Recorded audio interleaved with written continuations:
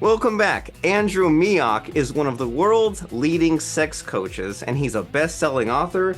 His book is called Best She Ever Had, and Andrew spent 10 years learning from experts all over the world. He's coached over 5,000 men. He's regularly sought for his knowledge in publications such as Men's Health, Medium, and Cosmo magazine. So Andy is going to be talking to us about his coaching clients, about his SQL Mastery Academy, how he markets himself, but most importantly, what the heck men need to know and to do to stop messing up. So Andrew, glad to be speaking with you.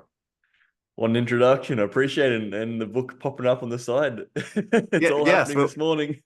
we try to take out all the stops and just give you a warm welcome. And so we told the audience a little bit about what you're about, but what is the news directly from the source? What's the elevator pitch? What gets you passionate, focused, turned on? What's going on with you lately? Yeah.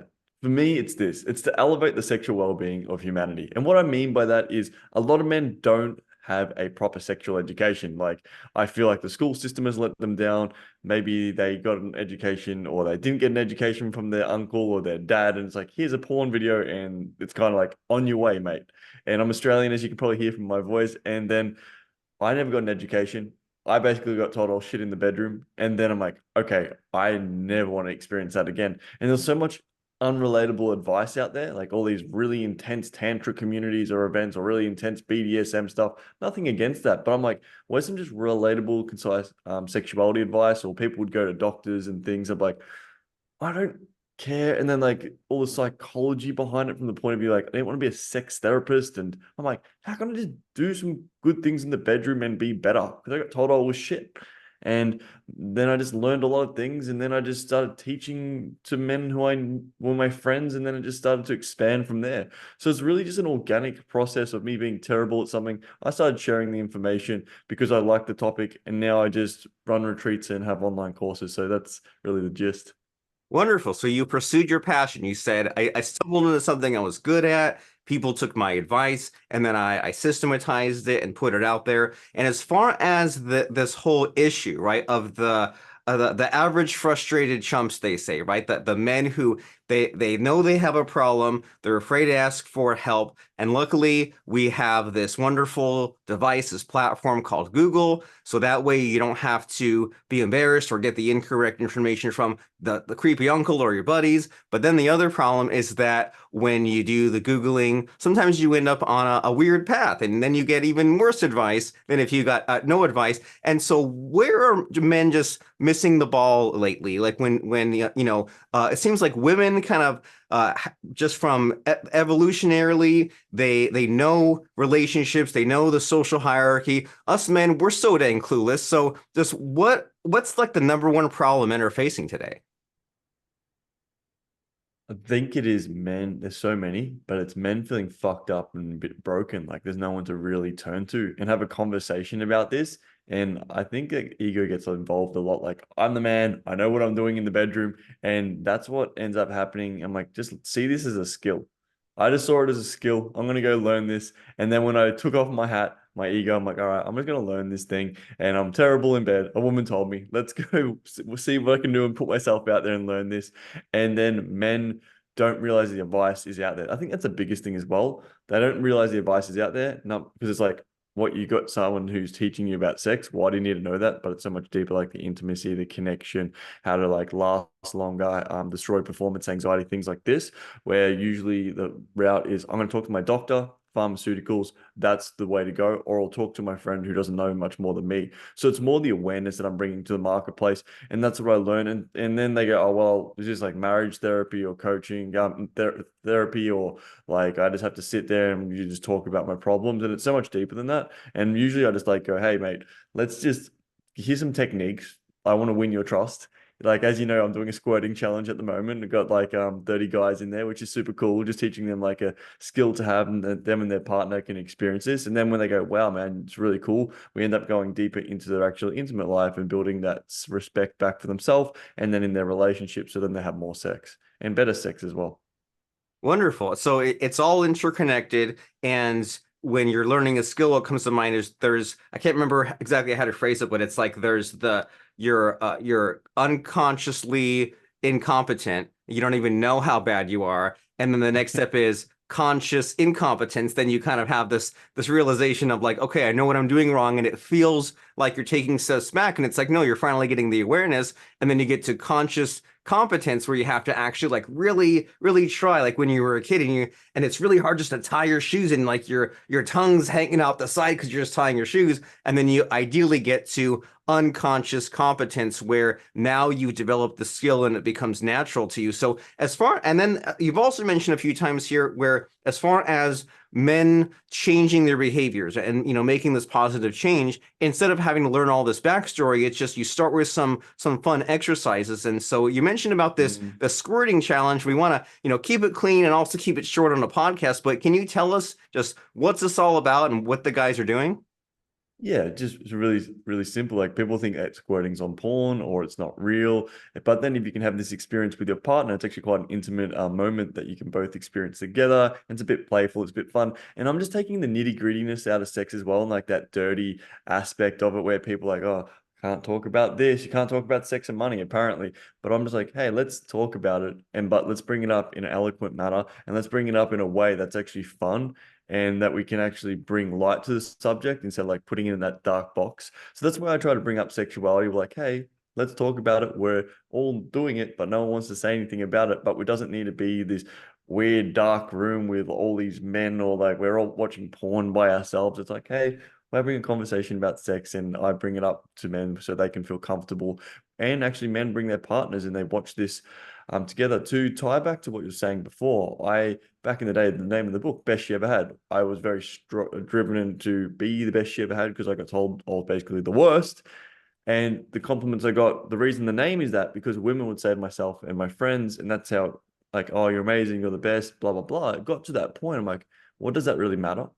And then I moved on from that to now the compliments I'll get from men is like a woman who I liked said she loved me, or it's like I thought my partner was going to leave me. I didn't realize this, and now we've rekindled kindled the connection. So it's gone a lot full circle. I was more like in like red pill, like pickup artist worlds, like hanging out in those groups. But now I moved on from that, and I'm engaged, which is really cool with a really woman who I love. So I'm connected there, and a lot of my philosophies have changed. It's still just like how can we be great in the bedroom, but it's just the messaging has changed from a marketing point of view.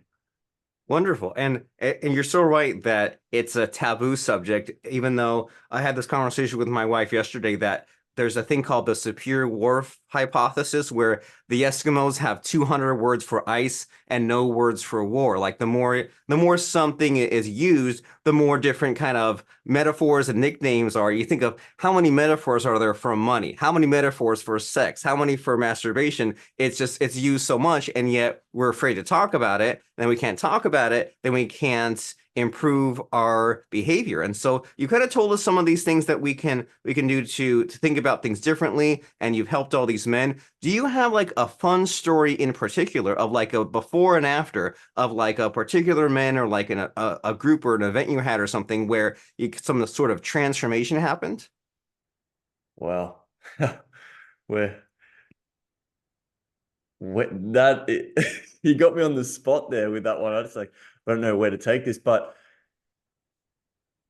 I think just recently, when a man, just recently, if I can look at this, there's a guy called Ben, we'll call him, and he was really like this nice guy, really got walked over a lot by women, couldn't stand up for himself. He didn't have the confidence. We talk about these three pillars, soft, silly, and savage, where it's like really allowing that man to, this is where if we break it down to this will make sense. What everyone's talking about, be the man these days, this masculine leader, and I'm like, all right, cool. Everyone's kind of overhearing another guy talking about men's work. But realistically, I see it's a culmination of the three pillars, soft, silly, and savage. How much can a man open up with his gentleness, his vulnerability? In short, just a high level overview. Silly, how can he be playful in the bedroom and expressive and not take himself so seriously so then he can relax more? And number three, how can he like let out that beast in the bedroom and be more ravishing?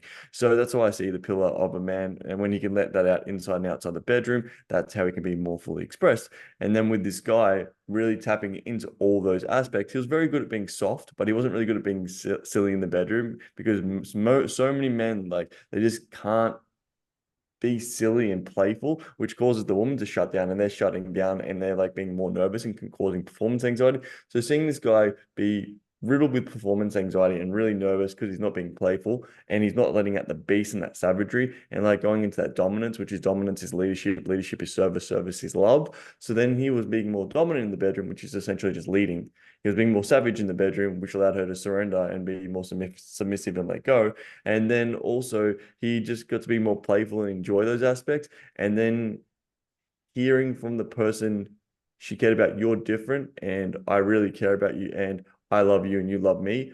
That's probably the best compliment I get now from clients with that one in particular. Not so much like, yeah, the techniques, the sex was great. And just to go back to what you said as well, Robert, I really like when you're talking about your partner, I know you've got a kid, which is beautiful. It's like, which person wakes up in the morning and goes, I want to have terrible sex with the one I love, you know? So that's why I just want to clear that stigma. And I'm sure you have a beautiful relationship with your wife, and you've briefly spoke about her in the past, where I'm like, that's what excites me when it's like, oh, the person who I love so much, we do business together, we rock in this world, we have a child, but then when we have our adult time, we can call it, like, let's go there and explore the depths of that and explore the depths of that person's soul together. That's what excites me. And when I see couples do that consistently, because I'm working a lot more with couples instead of single guys, not taking like single guys to sex gods, it's more like building that really spark back in the connection a lot more.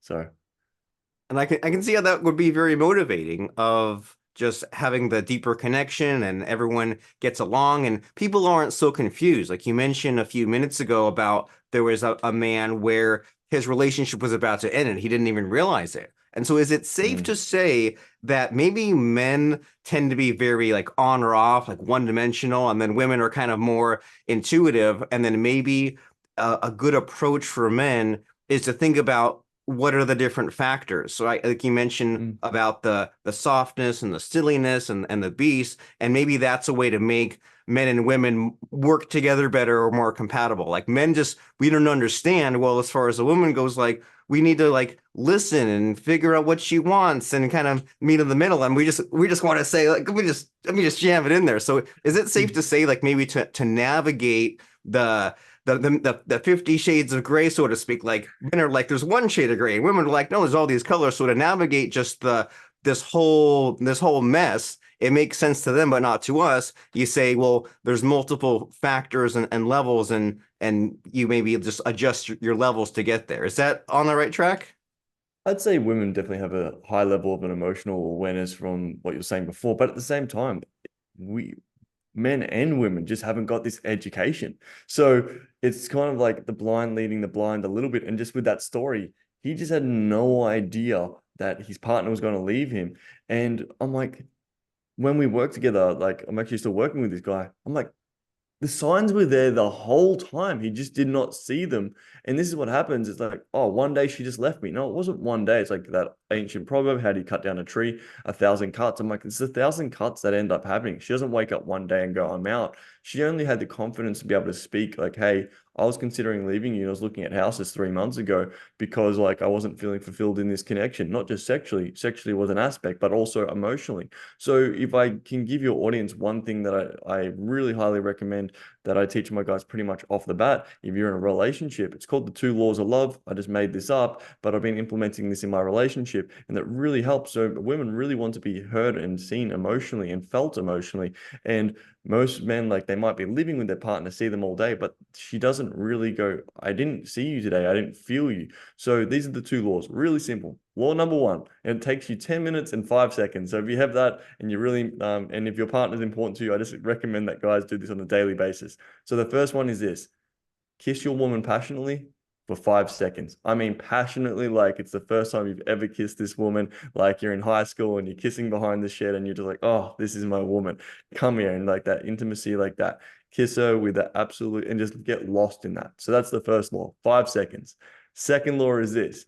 That's called the passionate connect. And the second one is called disconnect to connect. So you may be in the vicinity talking about life, but the next one is you just set a timer for 10 minutes and all you do is you talk about your connection, you talk about your sex life, how much you appreciate each other. You don't talk about the kids. You don't talk about business. You don't talk about anything else. You only talk about your relationship and your connection inside and outside the bedroom and who you are and what your plans are for the future and the intimacy you have. When you do that, you watch the difference. And when so many men just start these 10 minutes and 5 seconds, the two laws of love, what ends up happening, it builds so much more depth and trust and connection. And some guys going, we haven't had sex for weeks, months, because purely from the fact she didn't feel emotionally connected. They start building that more emotional trust and that bond and that depth of presence just from the second law of love of like that connection time. And then when you do that, you just have a hug at the end of it. It's really simple. And I say to men, if you don't have 10 minutes and 5 seconds for your partner every day, what the fuck are you doing with your business? Excuse my French, but I just get really passionate about that subject purely from the fact of like, it's like you're building business, you're doing all this stuff, supporting the family, great. But like, why do we do this? And that's why I really question, man. It's more about a deep questioning about why we do business and why we do what we're doing. And I believe so many men do this so they can support their family and have spend time with the ones they love. So that's why I do what I do. It's about what is the ultimate purpose, and then it's easy to fall into the day-to-day monotonous routine and forget, well, what was this all about? What's this leading to? And you need both, right? You need to have the day-to-day grinding the gears and the working and the raising the kid and the household chores, but then don't forget why you started, and don't forget how fun and passionate things were. And I love how there's these two exercises in order to get it done, because it's low barrier to entry, low commitment, and it just seems like adulting in general, you have to do these silly weird exercises just to get things done. And as much sense as they don't make, you just say, hey, here's the activity, here's the rules, and here's what we're doing. And we mentioned earlier about some of these ideas like the red pill or the alpha male, or when you're younger you're worried about the friend zone. And so what would you say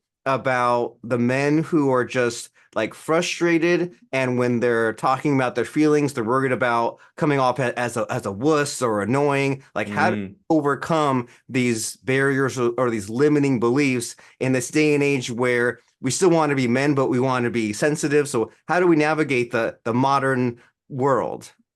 Great question. That's why I formulated soft, silly, and savage. I believe it's a culmination of all those. And that's why I try and make my acronyms really, really quick and short, just so people don't forget them. Like, cool, be soft, emotionally available, open up, vulnerable. Great. Show that side of yourself, which is amazing. But what ends up happening is some men just show that aspect of them, just show that trait. So then women are like, whoa, okay, you're more of a friend. Or sometimes I'll go the opposite. They'll just be the savage and they'll show that beast in the bedroom and they'll just try and be more of like that intensity like that, and a woman's like, whoa, like easy tiger, we need to have a bit of a balance. Or they're not being playful and they're not being silly. When I say silly, it's not like this juvenile, it's just more like, how can they have a little bit of fun, not take themselves so serious and just enjoy the moment? So I really believe masculine pillar is those three combined. And what happens is, this is when I'm assessing a guy straight off the bat. I'm like, all right, hey mate, you probably need a little bit more savagery. You probably just, like, simple example, you probably need to go to the gym a little bit more and have some tough conversations with your partner. And that's the savagery. Like, hey, what's one thing that you haven't said to your partner that you've been holding back for a while? So they're stepping into the tension. So that tension is more of a savagery exercise.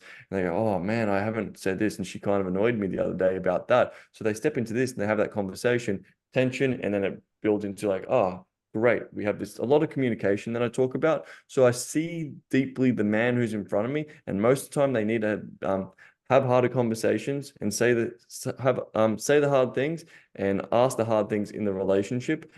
That's more from a point of savage, because they've been afraid to do that, because they've been like, I don't want to rock the boat. And then sometimes if I get all really like, I'm the man, I'm this guy, it's like you're trying to overcompensate. So I'm like, cool, let's like even just tell her you like her or you appreciate her, even like just as small. Or maybe when you're making love, it's maybe not dirty talk of like saying all the most crazy shit in the bedroom, because I know we're on the podcast, but at the same time, which is beautiful if it's a consenting between two adults. Or but maybe the hardest thing is, I don't even like the word dirty talk. It's just sexual expression of like saying, I love you, I care about you while you're making love to your partner. And for a guy who's been like, I'm going to the gym, I'm a badass, I'm a UFC fighter kind of vibe, and I'm just like, yeah, making it happen. I'm like, great. We need to balance you out a little bit with that softness. And then sometimes the hardest thing when I take guys to the softness realm, that's what cracks them open so deeply because they're trying to hide away. And I know for me, it's hard to go to my softness, and I still cultivate my soft, silly, and savage. And I constantly check in, going, cool, where do I need to work on inside my for myself, inside and outside the bedroom, and for my relationship. So that's the three pillars as well of where that ties in. So then people don't get lost of like this, do I need to be more I get and this nice guy gets walked over, or I'm just like this bad boy kind of vibe. It's like it's too one-dimensional, and that's why I created this, where men can actually put themselves on this and see where they need to work more on. Like, okay, maybe I need to do this, and this is what I haven't been cultivating. Does my like, for example, a savagery exercise could be this: you walk in. I'll give you one, Robert. I can't wait to see if you actually maybe apply it, which is cool. You see, you walk in, you've had a day at work, and I know you work at home, but if you just like go out for some reason, you come back in home, you see your wife, give her a kiss at the door, you pick her up and you take her to the bedroom as she straddled you, and like that's a bit more of a savagery exercise, like leading, a bit more like call it the caveman. I think you remember that because you read my book. So just an exercise like that to build that tension and that spark in the relationship. Like I'm taking you when you lift up a woman, you put her around her waist after you've got home. It's like I'm the man of this house kind of vibe, but you're doing in that playful thing, not like in this demeaning, misogynistic way. And then you just bring that playfulness and that polarity and that masculine feminine dynamic, which I talk a lot about.